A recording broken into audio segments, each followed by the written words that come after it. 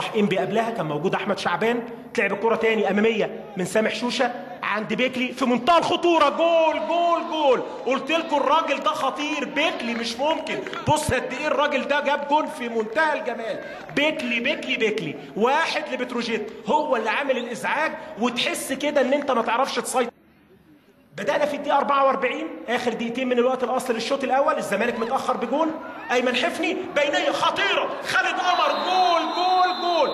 بينية في منتهى الجمال وخالد قمر جول جول جول. هدف التعديل لنادي الزمالك في وقت إيه؟ وقت قاتل من الشوط الأول يفرق معاهم كتير. اللي بيجي كده يسحب وجاي من ورا لقدام وبيتأخر أول ما تتقطع الكورة يساند مع زمايله في وسط ملعبهم الدفاعي. احمد علي يرجع بيها لحماده طلبه، عرضيه حلوه الجمله. خالد قمر ممكن يلف انما لف وما لفتش معاه الكوره لعبد الملك الى توفيق خطيره. جول جول جول. حلوه حلوه حلوه. احمد توفيق ايه يا ابن الجمال ده. جون جميل جميل جميل جوه ال 18. قلت لعيبه